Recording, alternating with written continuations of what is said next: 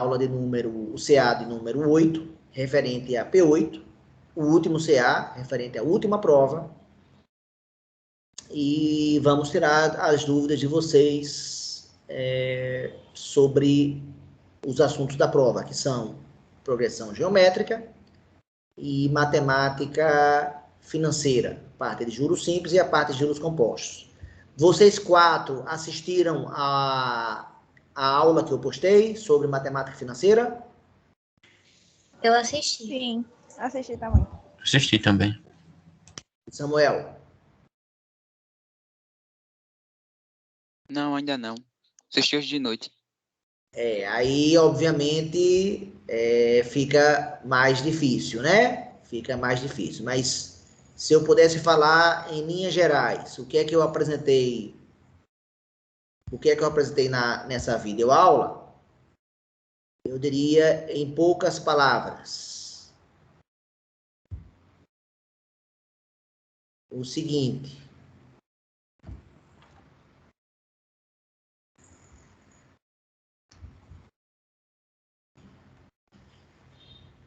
Tá abrindo a minha mesa, só um instantinho, tá certo? Enquanto a minha mesa abre. Pronto, mesa aberta.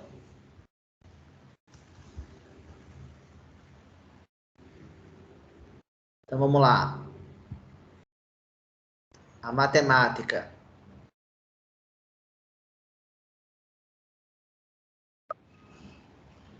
financeira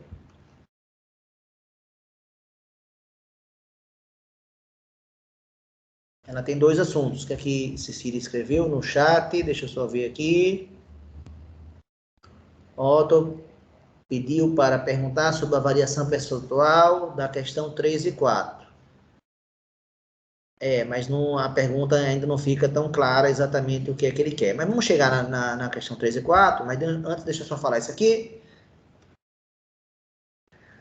E existem 2 tipos de juros na matemática financeira. Quais são eles? Os juros Simples e compostos. simples e juros compostos. Qual é a diferença deles? Tá compartilhando a tela? Ah, não, desculpa. Foi mal.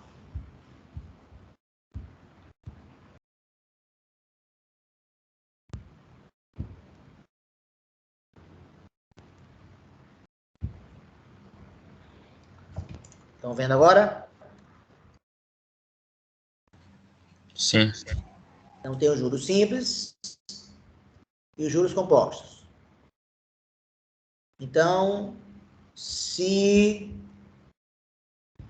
eu comento na aula que matemática financeira nada mais é do que você aplicar o conceito de uma porcentagem em cima de um número, né?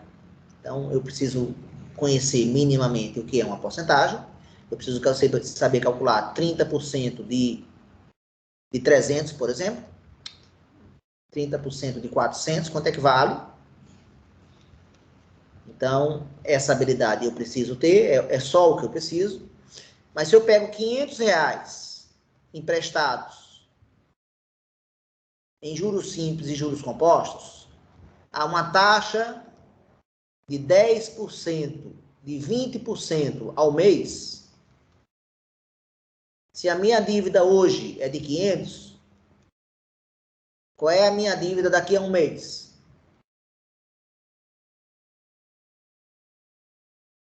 Nos 2 casos.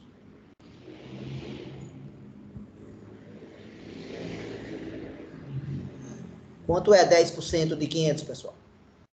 Ou 20% de 500?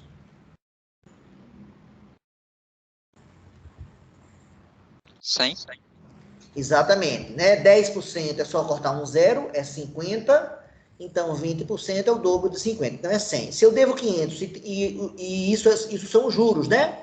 Então, eu devo 100 de juros. Quanto é que passa a ser minha dívida agora? 600, né? Porque se soma ao que eu tenho. Então, no primeiro mês, os 2 juros são iguais. E no segundo mês, qual é a minha dívida nos juros simples e qual é a minha dívida nos juros compostos? Daqui a 2 meses agora.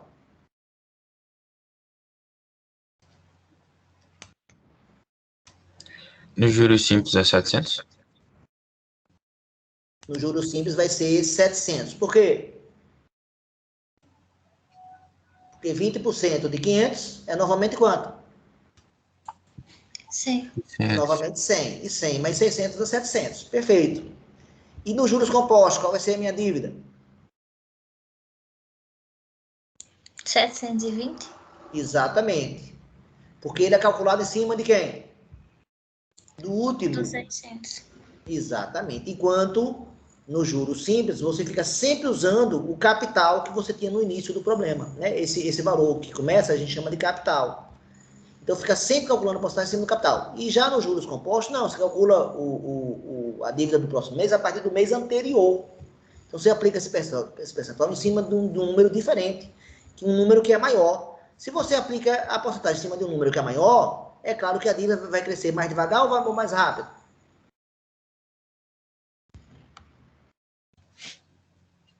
Rápido. Mais rápido.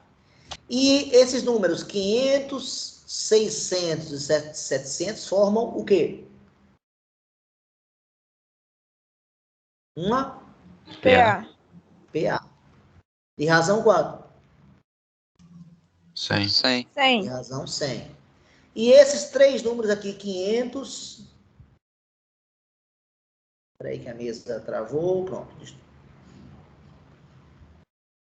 Mesa travada, só um instantinho. Esperar ela destravar. Pronto. 500, 600 e 720 reticências formam o que, pessoal, aqui? PG.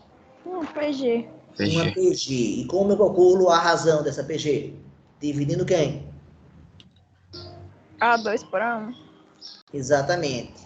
E pode ser também o A3 pelo A2, né? Se eu fizer essa conta, vai dar certo. Se eu fizer essa conta aqui, 720 por 600 também vai dar certo. Quando vai dar essa divisão, pessoal? Vai dar 1,2. Então, a razão é 1,2. Se você pegar 500 e multiplicar por 1,2, chega no 600. Se você pegar 600 e multiplicar por 1,2, vai chegar no 720. Se eu quiser o próximo termo, o que eu tenho que fazer? Pegar 720 e multiplicar por quanto? 1,2. E assim por diante. No caso é calcular 20%. 1,2. Exatamente. Então, é óbvio que a fórmula daqui vai ser a fórmula de PG. E é claro que a fórmula daqui vai ser a fórmula de PA. Né? Então, aqui, qual é a fórmula de PG? De PA, a N é igual a 1 mais N menos 1 vezes R. Aí o valor no final, eu passo a dar que nome aí? O valor da dívida no final. Qual é a palavra que eu uso agora, que é típica da matemática financeira? Montante. Montante. Então, o AN vai ser o montante, letra M. O valor lá no início, como é chamado? Capital. Capital, né? Esse valor aqui no início, como eu escrevi aqui, é chamado de capital, que vai ser usada a letra C. O N menos 1 aqui, que no caso corresponderia, né? O A, esse cara aqui seria o A3.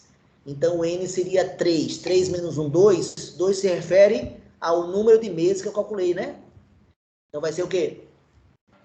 Tempo. O tempo, cuja inicial vai ser a letra T, vai ser o tempo. E a razão de 100, como é que eu descubro o número 100 aqui? Multiplicando quem? A taxa de juros, que foi dada, 20%, vezes o capital, que era 500. 20% de 500 dá 100, não dá? Certo ou errado? Então, a taxa de juros, qual é a letra que eu uso para a taxa de juros? I. A letra I. Então, vai ser I vezes o capital, que é C. Então, aí sim, em todos os dois, vale a ideia básica, que é o quê? Tanto para juros simples como para juros compostos, vale a ideia que o montante é o capital mais os juros, né? Sim. Então, J vai ser a abreviação de juros. E o que é juros, professor? Juros é tudo aquilo que eu pago a mais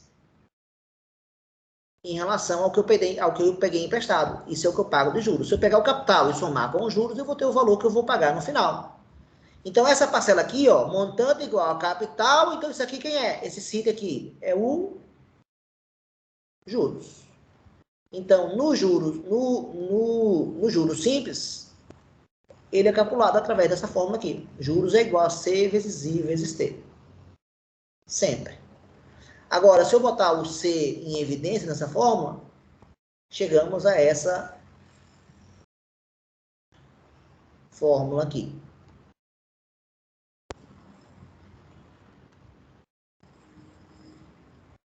Pronto. Essa é a fórmula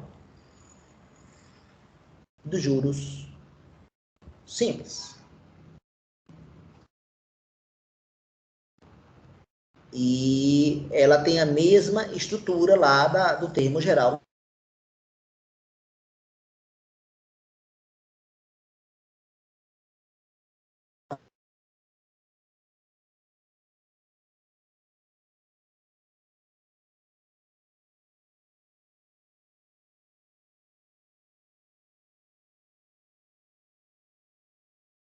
Eu sei que ela volta logo.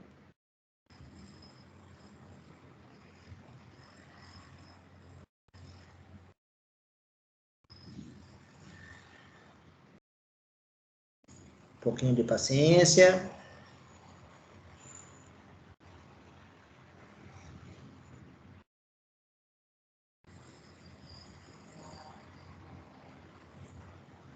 Continua tudo escuro aqui para mim ainda. Vocês estão vendo a mesa ainda ou está escuro para vocês também? Dá pra ver a mesa. Pois eu não vejo nem a minha mesa agora. Vocês veem e eu não vejo, porque está tudo escuro ainda.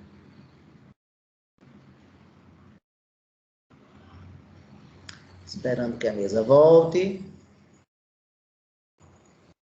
O computador está processando. Tem alguma lentidão aqui na minha máquina.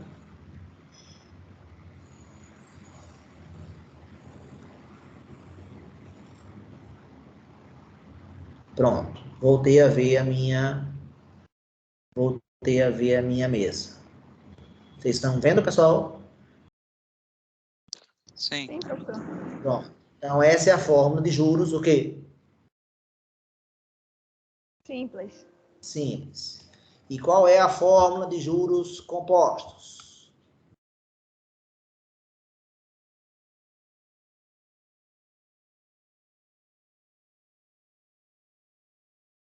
Deixa a minha mesa, eu estou vendo a minha mesa, mas ela não está respondendo aos comandos. Eu fico apertando aqui no pincel e não consigo escrever. Deixa só ele voltar ainda, processando.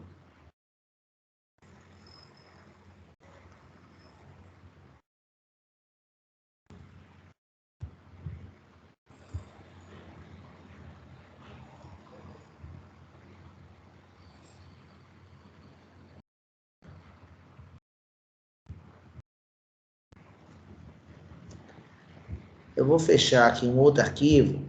De repente pode ser que tire o peso aí dessa que está na mesa aqui. Eu acabei de dar uma aula para a turma de ADM do primeiro ano e eu não apaguei a aula que ficou lá da turma do primeiro ano. E a mesa, quando ela fica cheia, não tem jeito. Ela chega no limite do meu computador facilmente. Só que não está respondendo nem eu sair da mesa eu estou conseguindo.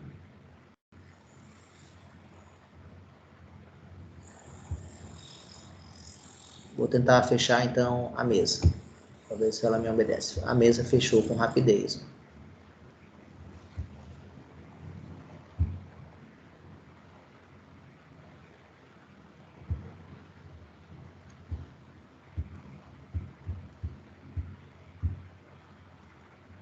Tentando abrir a mesa de novo. Vocês estão me ouvindo?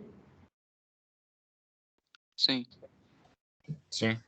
Tentando reabrir a mesa agora. Pronto. Voltamos. Parece que agora vai. Estão vendo, pessoal? Sim. Sim. Pronto, então vamos lá. E qual é a fórmula de juros compostos? Aí vai usar o termo geral da PG, que é a N igual a 1, Q elevado a N menos 1. Exatamente as mesmas trocas que eu fiz na PA, eu vou fazer na PG. Ou seja, no lugar do AN, o que é que eu vou escrever? O M. Montante. No lugar do A1, Capital. capital. No lugar da razão. Como é que eu calculo a razão? A razão 1,2 aqui dessa PG. 1,2 é 1 mais 0,2. E 0,2 corresponde a que número, na verdade? 0,2 é o 20%, né? Que 20 sobre 100 é 20%. Que é igual ao número 0,2. Concordam, pessoal? Sim ou não? Sim. Sim. Então, a razão vai ser 1 mais I. Então, a razão aqui, e quanto a razão na PA foi I vezes C. A razão na PG foi 1 mais I. E no lugar do N menos 1, novamente o tempo. E com isso chegamos à fórmula dos juros compostos. Então, se eu pudesse resumir o vídeo, eu tentei falar no vídeo isso, só que, obviamente, lá eu falo de muito mais coisa, né? Eu não falo só disso, né? Mas se eu pudesse resumir lá o vídeo que eu dei, foi basicamente isso, aí a gente usa, resolve exercício lá no vídeo, né? E exatamente como eu falei na aula de PA e de PG, quantas incógnitas tem em cada fórmula dessa? São 4 incógnitas, não é isso? 4. E aí eu vou dar sempre, quais são os 3 problemas básicos? Eu dou 3 delas e peço a quarta. Eu faço o primeiro problema, eu dou o capital, dou o I, dou o tempo e pergunto o montante. Aí o segundo problema, eu dou o montante, dou o I, dou o T e pergunto qual é o capital. Um terceiro problema, eu dou o montante, dou o capital, dou a taxa de juros e pergunto o tempo. E um quarto problema, eu dou o montante, dou o capital, dou o tempo e peço o I. Então, lá no vídeo eu resolvo 4 problemas básicos a partir de juros simples e 4 problemas básicos a partir de juros compostos. Então, resumidamente, essa foi a aula que eu dei lá. Pronto, feita essa introdução, que eu acho que foi interessante, em função da gente não ter tido um momento síncrono, né? Então, quem está aqui teve a possibilidade de ter um momento síncrono muito rápido. Vamos aqui para a prova e pergunto para vocês quais são as suas dúvidas. Começamos por que questão?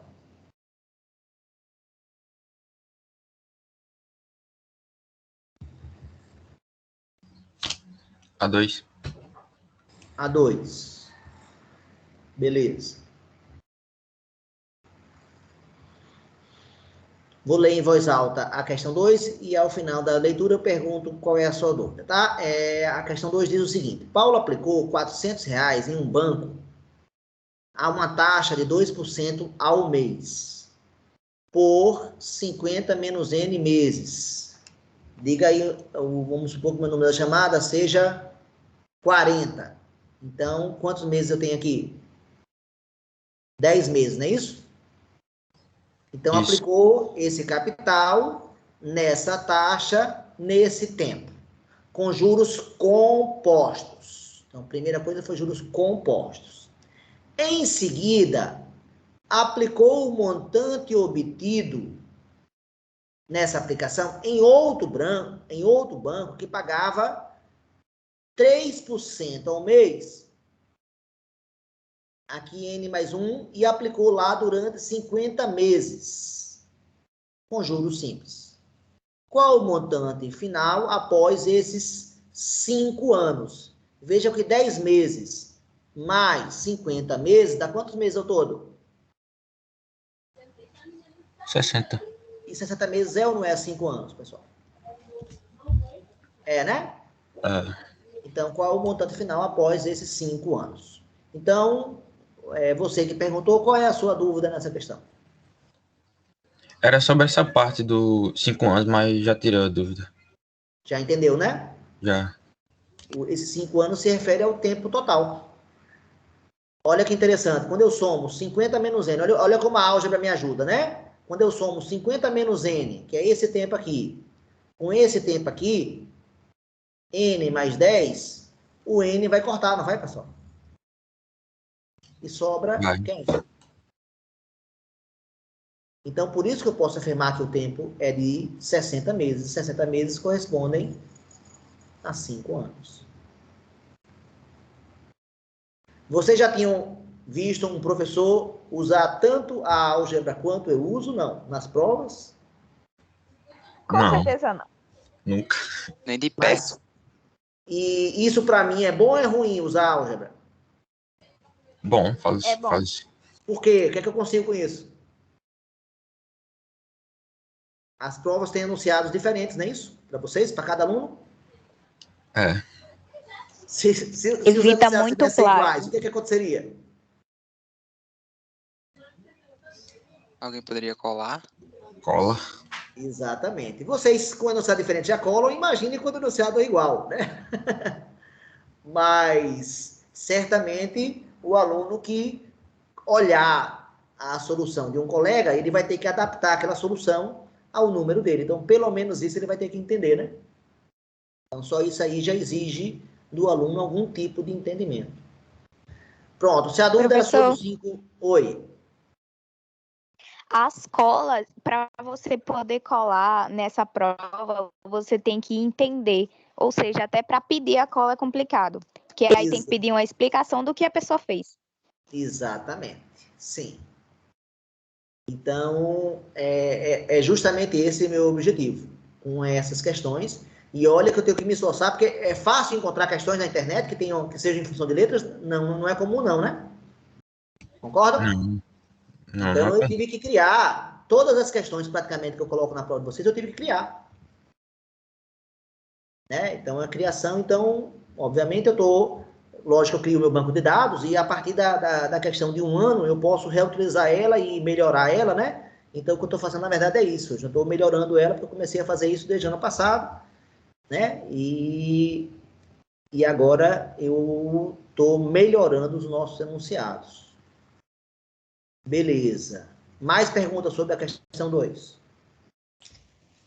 Professor, no Diga. final da questão, ele pede para a gente falar o montante final. Aí Exatamente.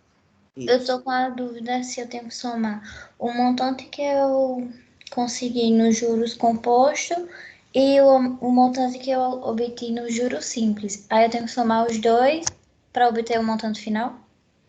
Não. Olha o que foi dito aqui. No primeiro banco, qual foi o montante? Desculpa, qual foi o capital no primeiro banco? 400. 400. Qual foi a taxa? 2%. 2% ao mês. E qual o número de meses?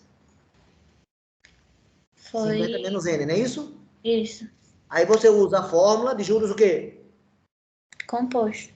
Você usa a fórmula de juros compostos aqui nesse primeiro banco e calcula o quê? Montante. Calcula o montante. Aí agora, foi dito aqui, tá bem claro. Em seguida, aplicou o montante dessa aplicação aqui em outro banco, no segundo banco, que pagava. Então, qual é o capital dessa segunda aplicação? O montante do primeiro banco.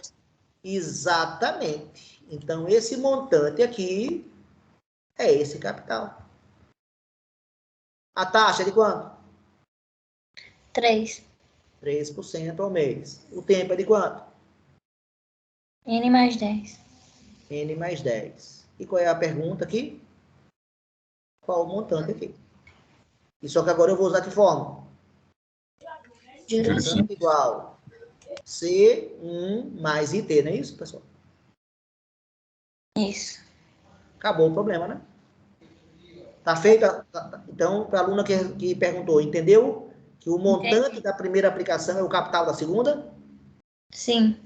Ele não falou isso no texto, mas fica subentendido. Se ele pegou o montante e aplicou, na hora que você aplica um dinheiro, esse dinheiro passa a ser o seu capital nessa nova aplicação. Tá certo.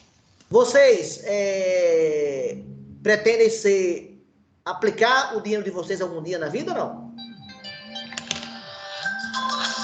Lógico. Sim, né? Quem consegue guardar dinheiro, né? Qualquer dinheiro que você consegue guardar, você deve aplicar, não é isso? Então, na hora que você aplica um dinheiro, né? O dinheiro começa a render. É uma forma de você não perder com a inflação, não é isso? Concorda ou não? Concordo. Concordo. Se eu tenho um certo dinheiro em casa, e se eu deixar guardado em casa, eu começar o ano com R$ 1.000 guardado, após um ano, a inflação desse ano vai ser de 8%. Então, o que 8% de 1.000 dá 80. Então, esses R$ 1.000 só valem 920 ao final de um ano de inflação. Então, se você não quer perder esse dinheiro aí, o que, é que você tem que fazer? Aplicar esse dinheiro aqui, fazer alguma aplicação. E aí, o interessante, para você ganhar da inflação, você tem que, no final, ter mais que 1.000 aqui, não é isso? Para não perder esse dinheiro, por causa da inflação. Então, quem tem dinheiro e faz a aplicação, obviamente, é a pessoa que consegue se defender da inflação. Você percebe por que a inflação, então, ela é tão prejudicial para a pessoa de baixa renda? Tem clareza disso, pessoal? E se você quer se defender Sim. dela, você tem que aplicar o seu dinheiro. Então, matemática financeira é uma forma de sobrevivência, né? Do capital, para que o capital não vá embora para quem consegue juntar capital. Agora, que fique bem claro que se você consegue juntar R$ 20 por mês, isso já é um capital que você pode aplicar. R$ 20 em um ano já vai dar R$ 240 que você consegue juntar no ano. Então, se você consegue juntar qualquer capital que você junta, você consegue aplicar. E se você consegue boas taxas de juros, né, boas taxas, e aí quem vai aplicar tem basicamente que ficar de olho qual é a taxa né, que está pagando aquela aplicação, para saber se seu dinheiro vai render mais ou menos. Agora, é lógico que tem uma regra básica da matemática financeira, do mercado financeiro. Qual é? Se você quer ter taxas altas de remuneração para o seu investimento, o risco tem que ser o quê? Tem que ter maior o quê? Se eu quero ter maior taxa, eu tenho que correr maior o quê? Maior risco, né? Então, por exemplo, você ouve aplicar na bolsa. A bolsa de valores tem risco baixo ou risco alto? O que vocês acham? Alto. Bem alto. Então, lá na bolsa você costuma ter maiores taxas. Se você aplicar na poupança, poupança é conhecida como a aplicação de menor risco de todas. Ou seja, você nunca vai perder seu dinheiro com a poupança. Mas, em compensação, qual é a taxa que a poupança paga? Alguém sabe? 3%? Ao ano. 3% ao ano.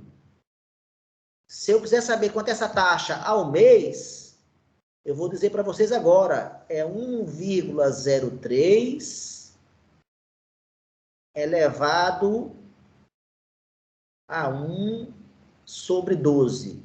Ou seja, eu tenho que fazer a raiz 12ª de 1,03. Vou aqui na calculadora, fazer essa conta. Abrindo aqui a calculadora agora. Ela só tem que ir, o meu computador só tem que responder. Um pouquinho de paciência. Pronto. Abrindo aqui a calculadora.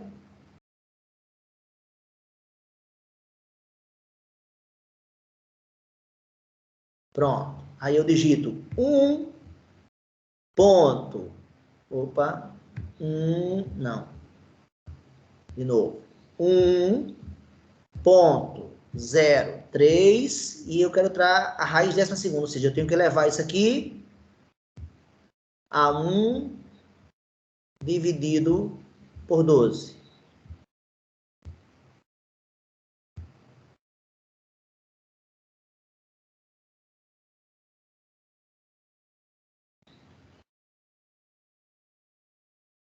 Não, tem alguma coisa errada aqui.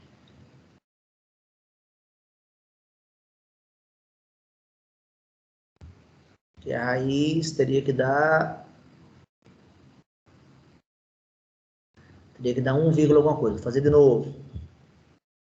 1,03 elevado, ele está fazendo a conta que eu não estou mandando. Pronto, de novo aqui. 1,03 elevado, vou abrir parênteses, 1 dividido por 12. Fecho parênteses. Ah, eu tenho que apertar o igual depois. Faltou apertar o igual. Agora apertando igual. Pronto. Então, que número é esse aí? 1,002. Voltando lá para a nossa mesa. Onde é que eu tenho escrito aí os 3% da poupança?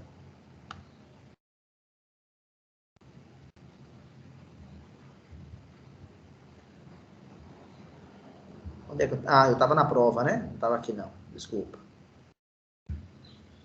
Agora sim. 3% deu 1,002. Isso aqui corresponde a 0,2% ao mês.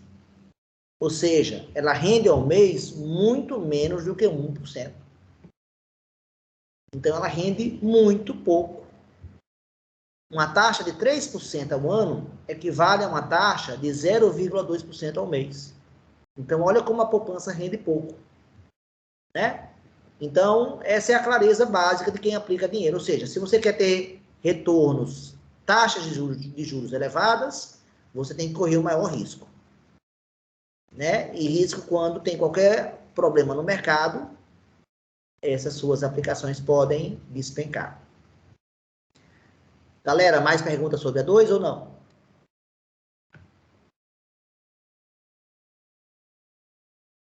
Pronto? Nenhuma pergunta mais sobre a 2? São só vocês 4 que continuam aqui presentes? Vocês estão me ouvindo, galera? Sim. Estamos. Sim, professor. E eu estou tentando abrir aqui o Teams, até o Teams está lento. Hoje está tudo lento.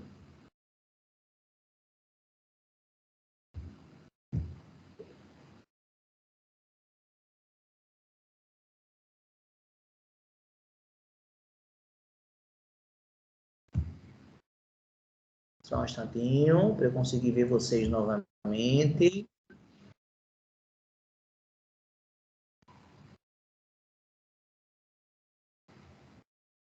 Hoje está tudo lento. Hoje está tudo complicado.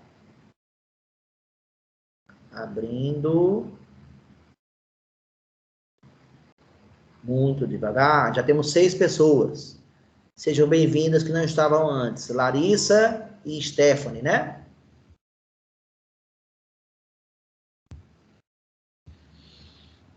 Pronto. Depois da número 2, para onde vamos?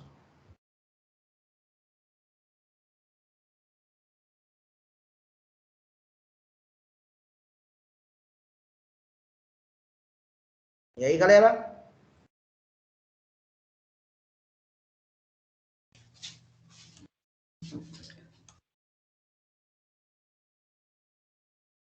Alguém colocou um comentário sobre Otton. Quem foi que escreveu esse comentário foi Cecília, né? Otton pediu para perguntar sobre variação percentual da questão 3 e 4, mas que pergunta é essa? Eu não sei exatamente o que é que ele quer saber com isso. Essa pergunta está vaga. Alguém tem alguma dúvida na 3 ou na 4? Sim ou não? Eu posso atribuir qualquer número para o produto? Poder, pode, mas a sua resposta não dependerá desse valor. E, na verdade, assim, eu quero que você aprenda a fazer sem atribuir valores.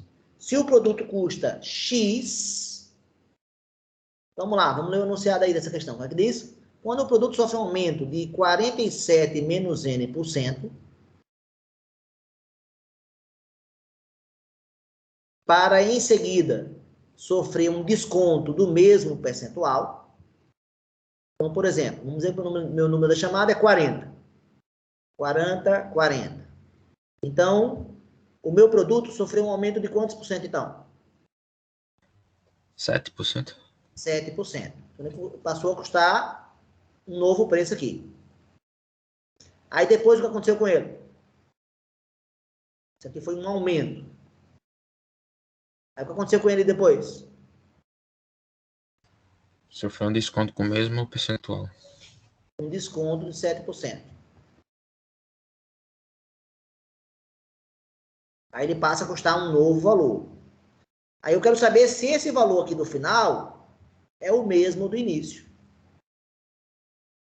Né? Obviamente já não é, a resposta não vai dar o mesmo valor.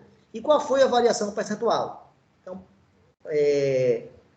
se você descobriu que aqui o produto, Stephanie, você começou a se atribuir o número 50 para aqui, e no final chegou em 55, qual foi a variação percentual? O que é que eu faço? Qual é a conta que eu faço aqui?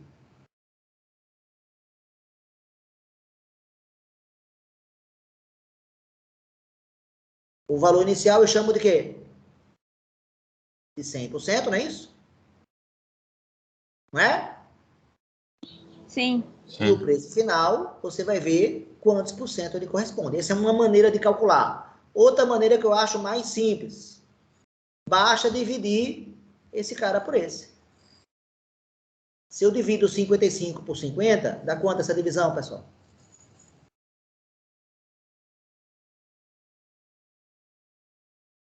Dividindo por 5 os dois, fica 11 sobre 10, fica 1,1. Se o fator foi de 1,1, qual foi o aumento percentual? 1,1 é o quê, pessoal?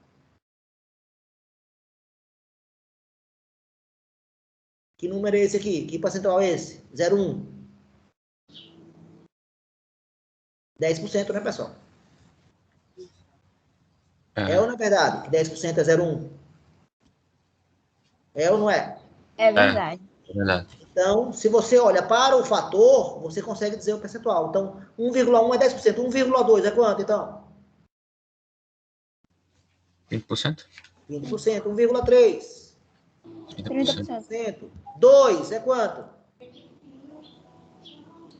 100%? 100%, exatamente. Ou seja, se um produto dobra, quer dizer que ele sofre um aumento de 100%. Faz todo o sentido. Né? Se ele dobra de valor, então essa seria a ideia. Então, assim, você atribuiu 50, Stephanie, mas se você chamar x aqui, sabe o que você vai obter aqui como resposta? 1,1x. Então, quer dizer que é muito melhor olhar para esse número. Ou seja, você vai estar fazendo conta à toa. Esse número aqui que você vai atribuir não vai te ajudar em nada a chegar na resposta, embora te ajude a tornar concreto o problema. Essa sua opção que você está propondo de atribuir um valor, Stefan, é muito comum do aluno gostar de fazer, porque é um número, em cima de um número eu sei fazer. Mas não precisa. Ele não depende desse valor. Tá? O que interessa é saber qual é o número que eu vou ter multiplicando o número inicial. É só essa pergunta que eu tenho que responder. Então, assim, a resposta para uma prova múltipla escolha, Stephanie, essa ideia de atribuir um valor, ela vai sempre funcionar. Mas com uma prova discursiva, você está particularizando um problema que não é para ser particularizado. Ou seja, a resposta vai dar igual para qualquer valor de produto que você coloca aqui. Então, você está perdendo tempo. Você está fazendo conta à toa. Então, assim, a resposta não fica legal, né? Eu certamente, se você atribuir um valor, eu vou dar a pontuação, mas eu não vou dar a pontuação máxima, tá, Stephanie? Ok. Entendido? Eu não vou te dar, talvez, 50, 60, não mais que 70% da questão, tá? Porque eu quero que você perceba que não depende dele. Então, você está botando o número à toa. Tá? Mas a ideia é essa, você tem um produto, aplicou um percentual, né? e você consegue chegar nele sem precisar atribuir valores. Mais perguntas sobre esse terceiro aqui? Foi?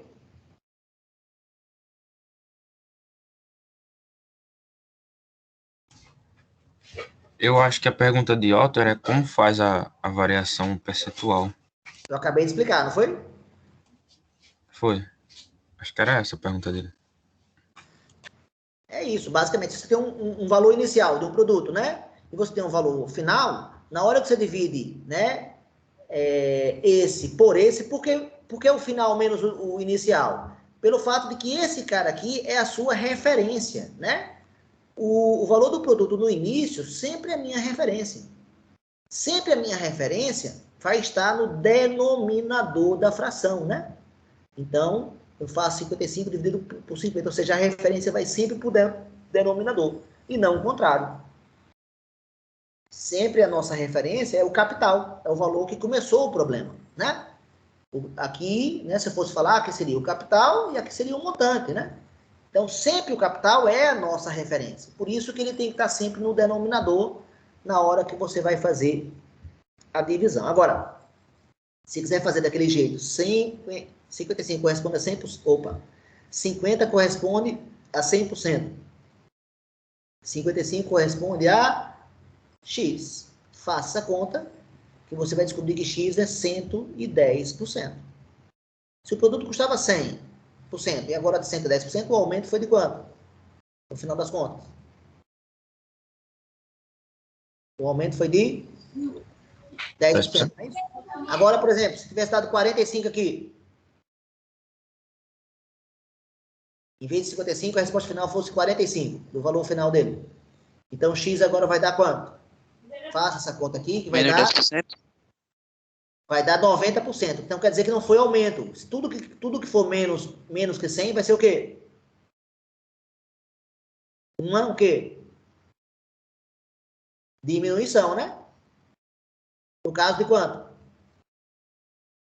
De 10%. Ou seja, diminuição é que, na verdade, o preço diminuiu. É que, no final das contas, houve um desconto.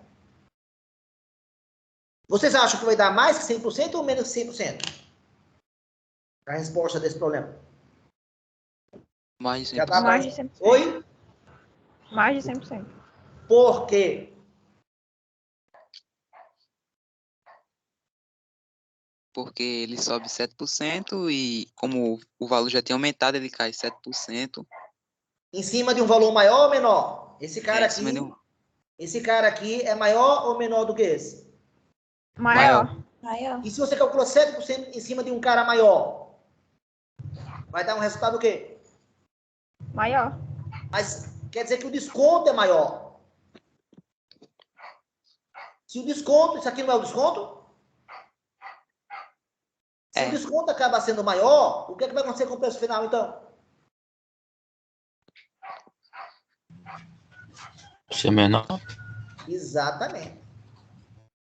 Eu garanto a você que vai dar menos do que o valor aqui no início. Entendeu a minha ideia ou não? A minha argumentação? Sim, eu fiz com número aí, deu menor mesmo. Pronto. Então, mas, de novo, entendeu a limitação de você atribuir um número, né? Esse número que você atribuiu não é necessário. Então, você tá particularizando quando o problema ele tem caráter geral. Tá certo? Mas vai dar Tá menos certo. de 100%, sim. E é o mesmo erro que a pessoa comete aqui na quarta questão. Então, a pessoa pensa, 7%, 7%, um cancela o outro. E a resposta é não. Por que um não cancela o outro? Porque aqui é 7% em cima de um número. E aqui é 7% em cima de outro número, maior ou menor do que o inicial? Maior. Maior do que o inicial. Se você calcula os mesmos 7% de um número que é maior, você vai ter um desconto maior do que o aumento. O desconto vai ser maior que o aumento no final das contas. E esse tipo de erro que as pessoas cometem, né, no dia a dia, né, de achar que eu posso somar percentuais. Quando é que eu posso somar percentuais? Quando eu calculo. Se eu digo assim, se 3% do meu salário eu gasto com roupa e 10% eu gasto com comida, qual é o meu gasto total com esses dois itens? 13%. Aqui eu posso somar esses números. Por quê? Porque em cima do meu salário, ou seja, em cima do mesmo valor. Agora, esse aqui, esse eu não posso somar, no caso, subtrair, porque não são calculados em cima do mesmo número. Vocês estão entendendo a ideia que eu estou lançando? Sim. E é o mesmo erro que rola aqui, ó. Meu número da chamada é 40, então 30 mais 40. Então, um produto sofreu aumento em janeiro de 10%. Em fevereiro de 20%. Em março de, no meu caso aqui, que o N é 40, 70%. Então, qual foi o aumento percentual total? O que, é que a pessoa faz de imediato? Ah, professor, somos 3. Não é isso? Tá certo ou tá errado? Isso aqui. Errado. Errado. Por quê? Porque A cada mês aumenta o o produto vai valor. aumentando o valor. O valor que eu tinha no início, X, né? Então, deixando bem claro, eu tenho um valor X aqui no início. Não interessa qual é X, não depende do valor, tá? Essa resposta não depende. Aí você passa aqui em janeiro, ele passou a custar, ele sofreu um aumento de 10% de X, não foi? Não é verdade? Um aumento. Quando você vai calcular agora o aumento de fevereiro, você vai calcular um novo aumento de quanto agora? X mais 10%? O aumento de fevereiro é de quanto? Foi dado? 20%. 20% de quem?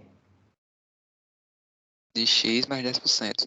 Exatamente. Ou seja, o 20% é calculado em cima de um novo valor. Se ele é calculado em cima de um novo valor, você não pode somar 10 mais 20. Você vai ter errado. Então, esse tipo de erro de somar percentuais que foram calculados em cima de números diferentes é muito comum. Então, é isso que eu quero com a terceira e quarta questões, né? Na verdade, então não são problemas, a terceira e a quarta não são problemas de matemática financeira, não. São problemas de porcentagem, viu? Mas, para mim, é tão básico para mim essa ideia, é tão importante essa ideia que você tem que... Quando é que você pode somar percentuais? Que eu botei duas questões a respeito dessa ideia aqui, a terceira e a quarta questões. E para terminar aqui, o que eu tenho que fazer agora, para terminar esse problema? A última etapa, qual é? No próximo mês, aplicar um percentual de 70% em cima de quem?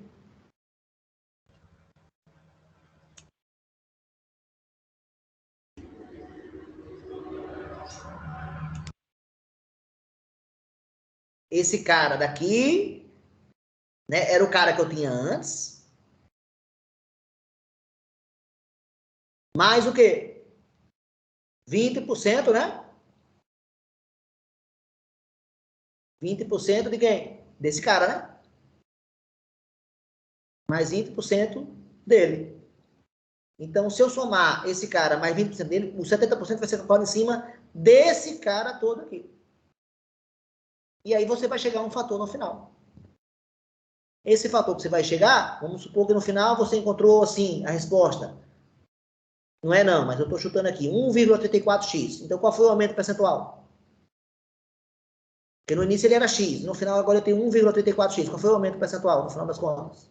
Se tivesse sido esse número aqui. 340?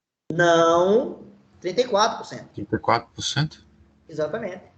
Que é 1 mais 0,34. 0,34 é 34%, né?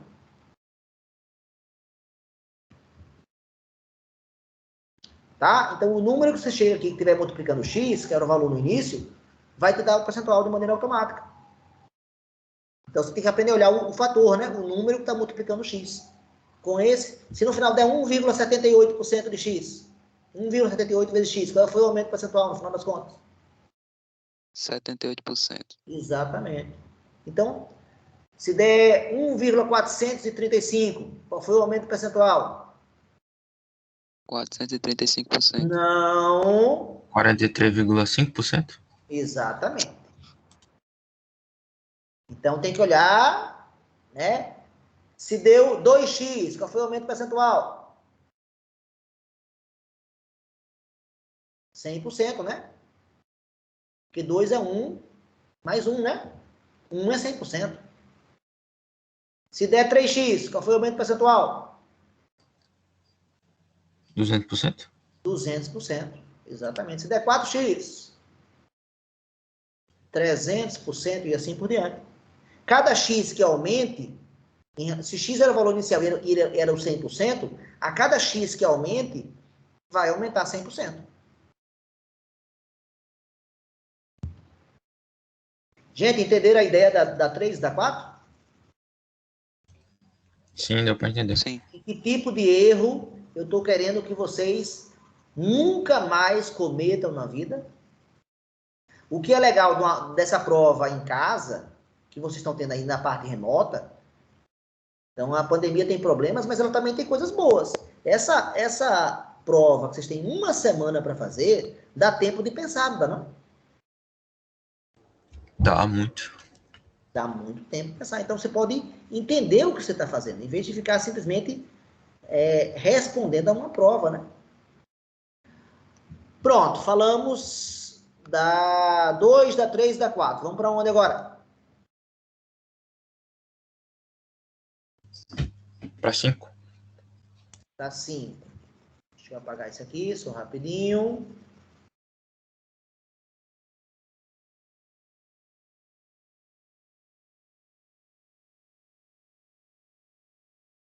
A borracha é pequena, então vai bem devagarzinho. Pronto, vamos lá. Vamos para 5.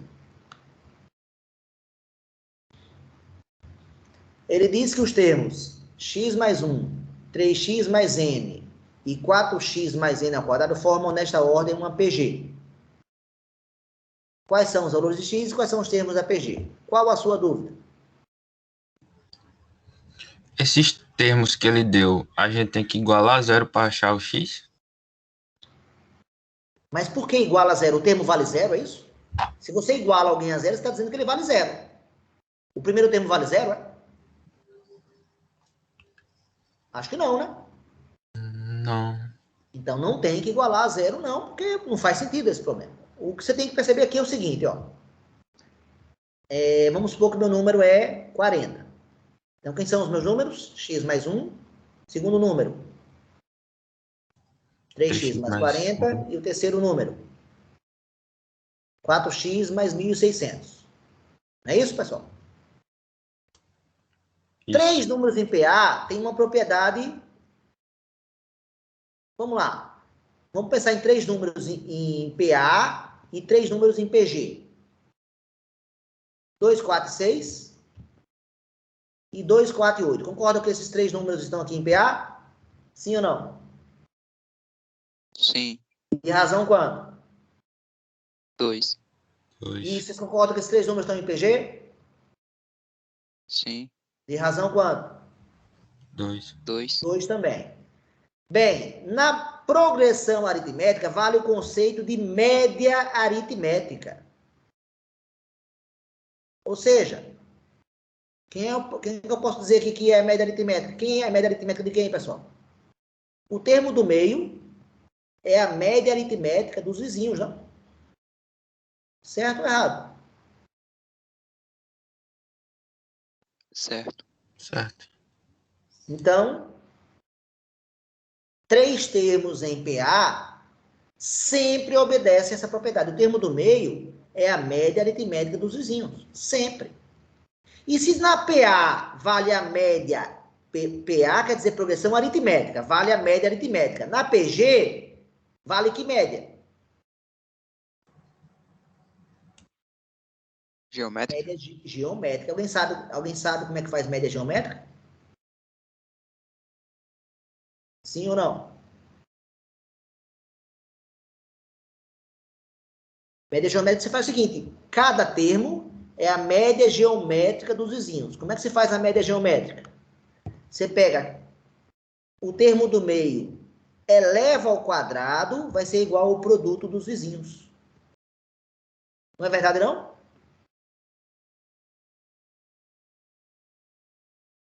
Quatro ao quadrado é quanto? 8. Opa, 4 ao quadrado é 8? Eu vou ter um 16. ataque aqui agora. Professor, durante a aula 5 ainda tem um ataque cardíaco. É quanto 4 ao quadrado? 16. 2 vezes 8 dá quanto? 16. Vale ou não vale 16. média geométrica, pessoal? Pessoal, quem seria o próximo termo aqui dessa PG? 2, 4, 8, quem seria o quarto termo? 16. 16. É ou não é verdade que esse termo 8 é a média geométrica de quem?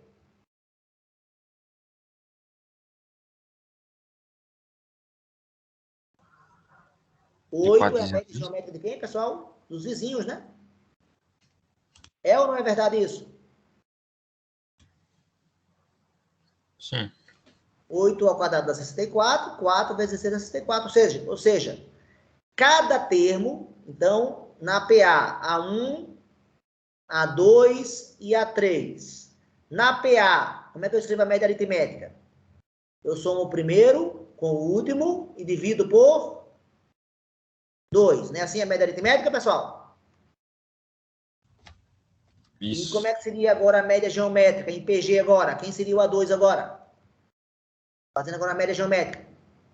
Você multiplica o A1 pelo A3 e eleva o 2 ao quadrado. Só que se eleva o 2 ao quadrado, se passar para o outro lado, esse quadrado vira o quê? Aqui do outro lado. Vira o quê? Raiz. Raiz. Enquanto você faz a média aritmética somando e dividindo por 2, você faz a média geométrica multiplicando e tirando a raiz. Vamos ver se vocês entenderam. Qual é a média? Qual é a média aritmética?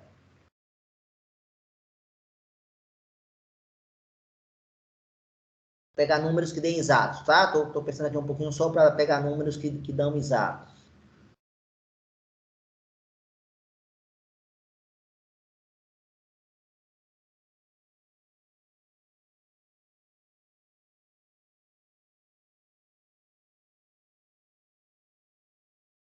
Pronto, 6 e 24. Qual é a média aritmética de 6 e 24, pessoal? Como é que eu faço a conta?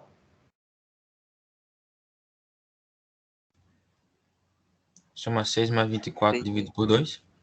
Exatamente. Quanto dá?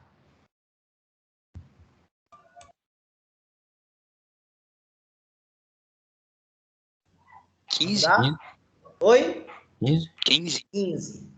15 é o cara que está exatamente no meio, né? Ó, porque de 6 para 15, qual é a distância? Não é 9? E de 15 para 24, qual é a distância? 9 também, né? Agora, 6 e 24, média geométrica, como é que eu faço? Como é que eu faço?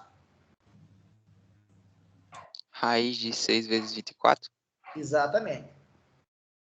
Quanto é 6 vezes 24?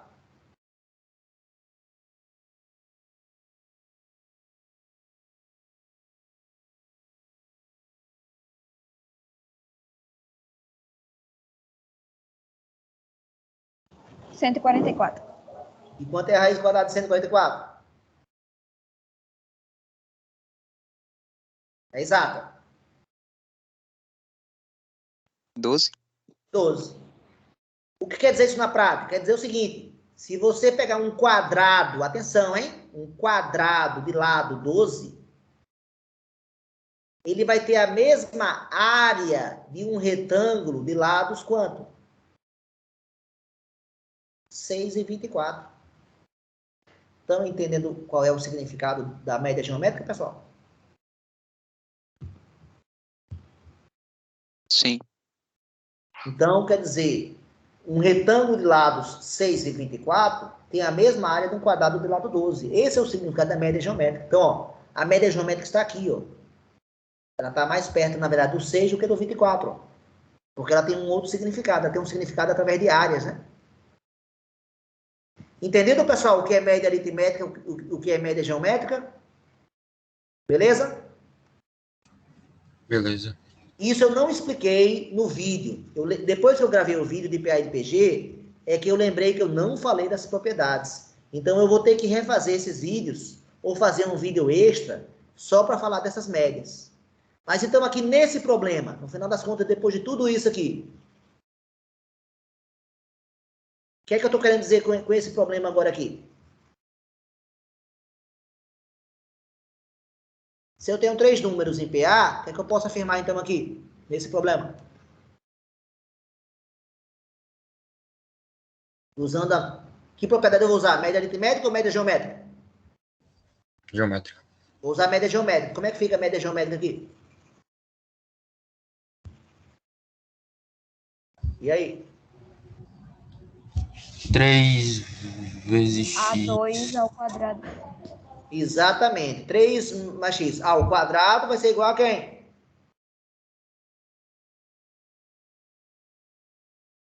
X mais 1 vezes quem? 4x mais... Isso. Isso vai dar uma equação de que grau? Quando você desenvolver isso, fizer a distributiva de um lado e do outro. Segundo. Pronto. Você vai dar uma equação de segundo grau. E agora entendeu como é que vai encontrar o valor de x? Sem igualar ninguém a zero. Ou seja, a gente gera uma equação usando uma propriedade. Qual? Que o termo do meio ao quadrado é o produto dos vizinhos. Entendido como é que gera a equação, então?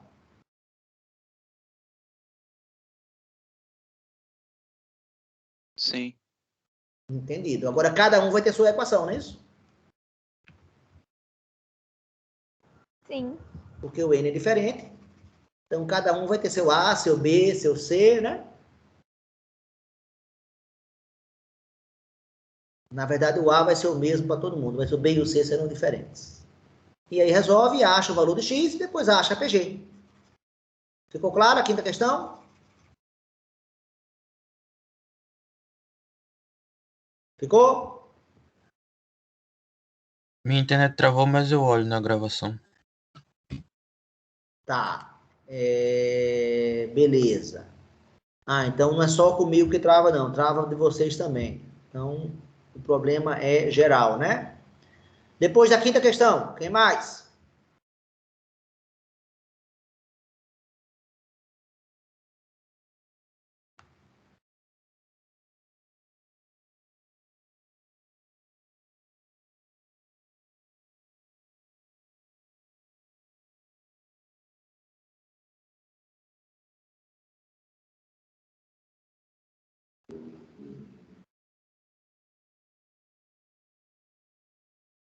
Mais nenhuma dúvida? Acabou?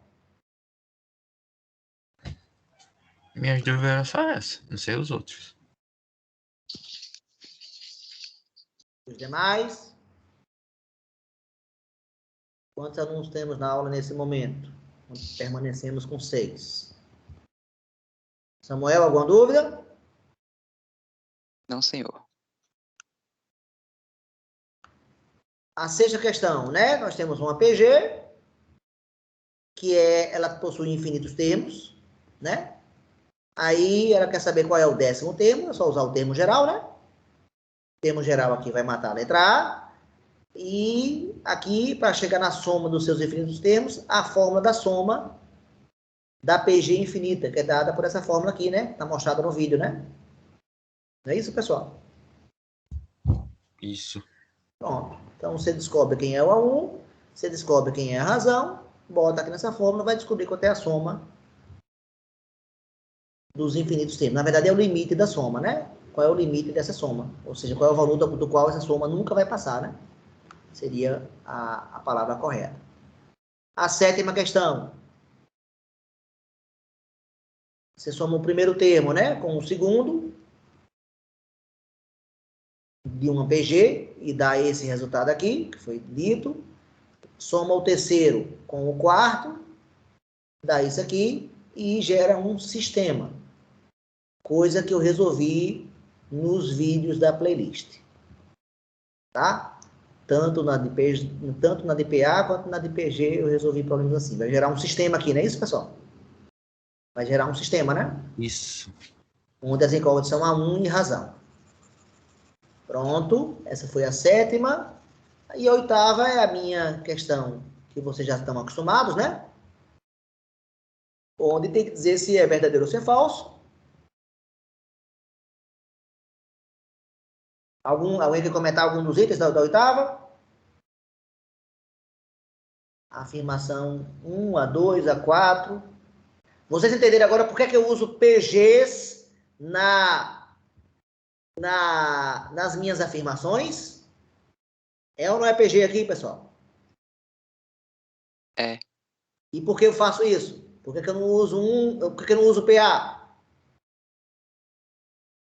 Por que eu não uso 1, 2, 3, 4, 5? Eu uso 1, 2, 4, 8, 16 e 32.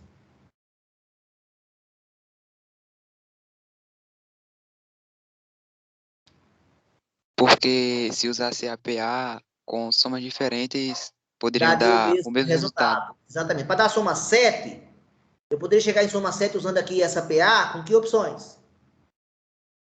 6 mais 1, Mais 2 mais 6. 5 e 3 mais 4. Em 3. Então o cara erra completamente, ó. Erra aqui, vamos supor que a resposta certa seja essa. O cara erra completamente as afirmações e acerta a questão. E agora, para essa aqui, usando 1, 2, 4, 8, 16 e 32, como é que eu chego no 7? Só tem um jeito. Qual?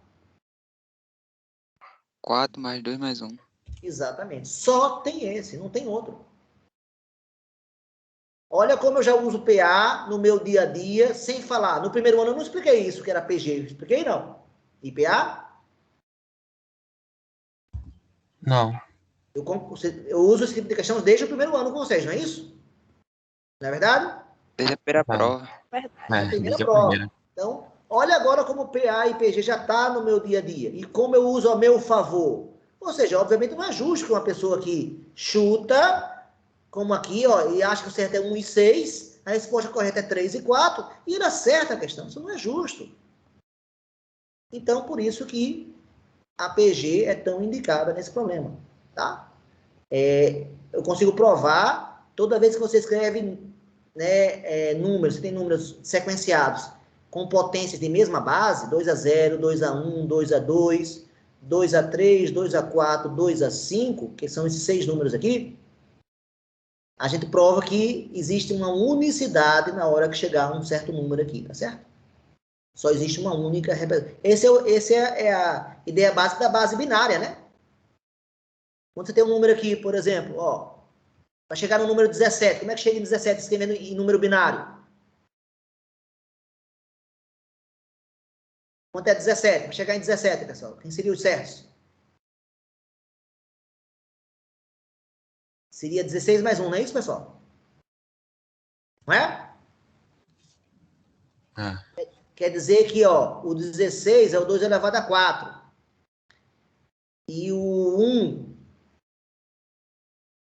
é o 2 elevado a 0. Então, quer dizer que eu tenho esse número aqui, ó.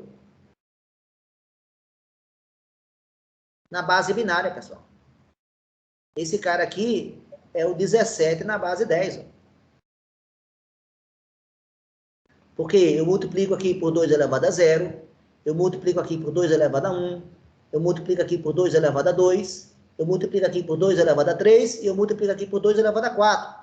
2 elevado a 4 é 16, então vai dar 16 vezes 1, mais 1 vezes 1. Isso dá o 17. Já pararam para pensar que isso tem a ver com base binária, pessoal? Sim ou não? Não. Vocês já estudaram base binária, não já? Já sabem? Precisa da informática saber base binária? Sim. Precisa, né? Então, olha isso aqui, ó. Um número na base, na verdade, são potências, né? Quando você está na base 3, se eu disser que esse número aqui está na base 3, que número é esse, pessoal? Multiplica o primeiro por quanto? Por 3 elevado a 0, o segundo. Por 3 elevado a 1, esse aqui. 3 elevado a 2, esse aqui. Então, que número é esse? 1010 na base 3, vale quanto? Na base 10.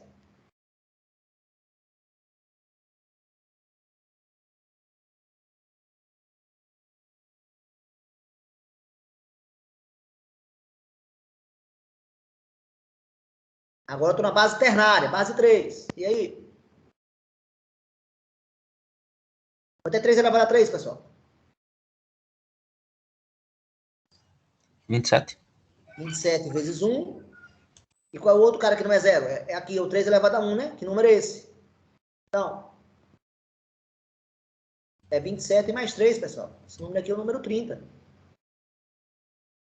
30 na base 3 é representado assim, ó.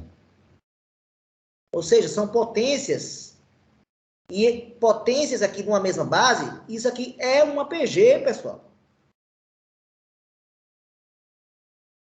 É uma PG, tanto aqui quanto aqui. Quando eu uso base 10, quem está acostumado, 234, eu multiplico 4 por quanto? O 10 elevado a 0, não é não? O 3. O 10 elevado a 1, não é não? Não é dezena, não? E o 2? 10 elevado a 2. Que número é esse, então? É 200 mais 30 mais 4. A gente não faz isso na base 10, não, pessoal? Sim ou não? Faz ou não faz? Essa multiplicação dos algarismos pelas potências de bases com expoentes crescentes, de 1 em 1. Se a gente faz isso com a base 10, a gente faz isso com a base 2. A gente faz isso com a base 3, a gente faz isso com qualquer base. Então, qualquer base usa PG, pessoal? Sim ou não? Sim. Sim. Uma última chance aqui para vocês. 111 na base 5, vale quanto? O primeiro vai multiplicar por quanto? Por 1. 5 elevado a 0, que é 1. O segundo? 5 elevado a 1. A 1, que é 5. E o terceiro? 5 elevado a 2. Que número é esse?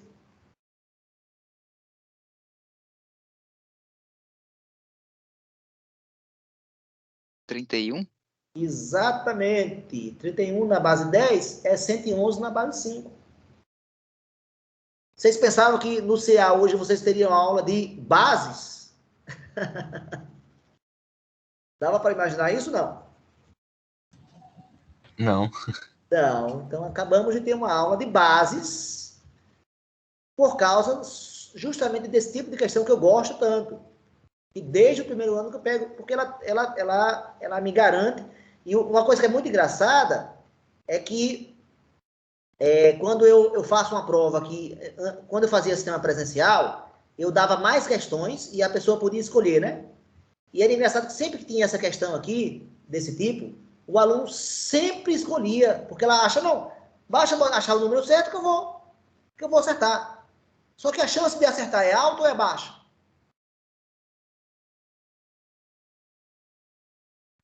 Eu acho que é de 50%. Você acha que é de 50%? Pois você Sim. errou completamente. Quais são as respostas possíveis? Qual é a maior soma possível? E qual é a menor soma possível? Qual é a soma máxima que pode dar essa questão?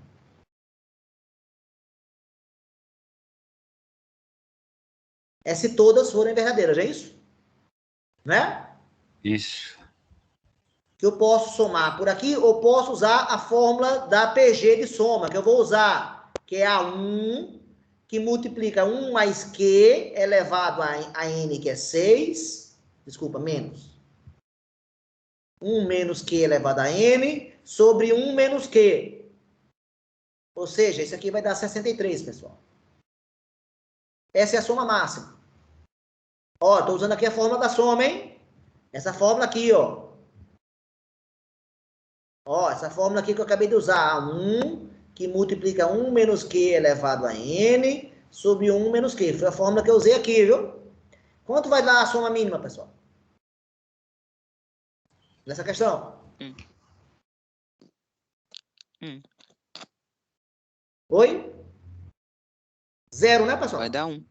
Não posso ter todas erradas, não? Ah, é? Se varia de 0 a 63, quantas opções eu tenho diferente de números? Quantas opções eu tenho de resultados? 64, não é isso, pessoal? É ou não é? É ou não é, pessoal? Se Sim. fosse de 1 a 63, seria 63. Como é de 0 a 73, vai ter 64, vai? Qual é a probabilidade então, de você Vai. chutar e acertar? Das 64 opções, tem quantas opções corretas? Só uma, né? Sua probabilidade de acerto é de 1 sobre 64. 1 sobre 64 vai dar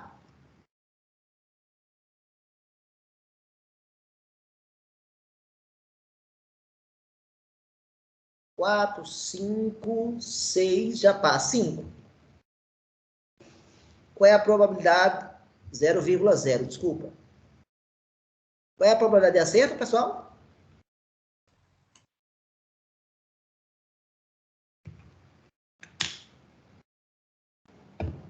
Quanto? 1,5%. É alta ou é baixa a probabilidade de acerto? Um pouco baixo. É um pouco baixa. Você está vendo como é que não saber matemática, como é que eu te enrolei durante tanto tempo, então? Na verdade, eu estou brincando, né? Minha intenção não foi enrolar ninguém. Mas é que os alunos não conhecem matemática e não percebem isso aqui, ó. Isso que eu acabo de explicar para vocês, a maioria dos alunos não sabe, não entende isso. Então, você tem que estudar o assunto bem, né? Se você for estudar, a sua chance... Agora, se você estudar, se você sabe o que é uma PG decrescente, você vai saber, a partir da razão, dizer se ela é decrescente ou não. Não é difícil. Se você soubesse, olhou a teoria. A letra A e a letra B é o mesmo assunto. Só que um é PG e outro é PA. Só essa a diferença. Então, assim, claro, para quem sabe o assunto, é óbvio que a chance de acertar é muito maior que 1,5%, né? Ela pode ter, no máximo, dúvida em uma questão. Se ela tiver dúvida em uma questão, aí sim a chance dela de acertar é de 50%. Se ela souber 5, se ela tiver certeza de 5 e tiver dúvida em uma, a chance dela chutar e acertar é de 50%.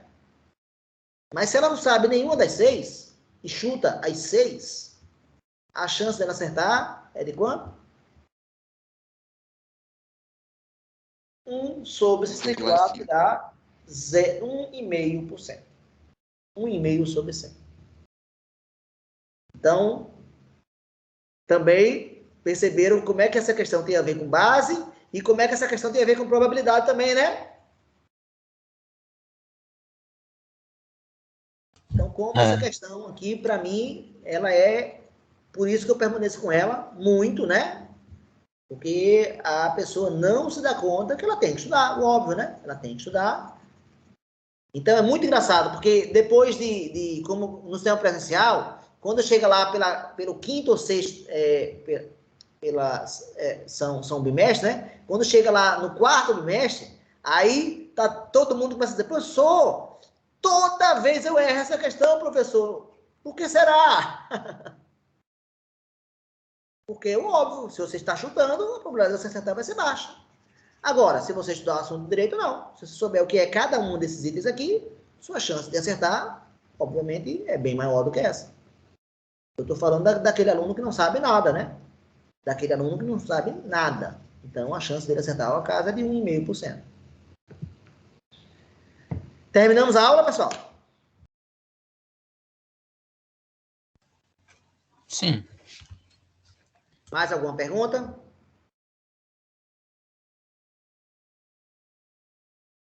Bem, a aula de quinta-feira, eu gostaria da presença de vocês na aula de quinta-feira, para que a gente faça a finalização do curso, tá? Não vai ser aula teórica. Nessa aula eu já vou disponibilizar, é o dia que vocês entregam a P8, é o dia que eu disponibilizo a prova final, e a gente vai fazer uma avaliação de tudo o que aconteceu. O que é que foi de positivo, o que é que foi de negativo, e vocês têm mais a me avaliar, porque já foram 2 anos, né, que nós ficamos juntos. Então, quais os pontos positivos e negativos desse ano, comparado com o ano passado, o aprendizado de vocês, foi bom, foi ruim, em que assuntos e por quê, né? E eu queria ouvir a opinião de vocês na quinta-feira, pode ser? Pode. Pode. Pode ser. Então, por favor, estejam presentes na aula de quinta-feira, embora não vai ser aula, né? de conteúdo, e sim a aula de finalização do curso, tá bom? Galera, grande abraço e até quinta-feira, tá? Vai lá, professor, até quinta. Até quinta, então. Um grande abraço, vou parar a gravação agora. Gravação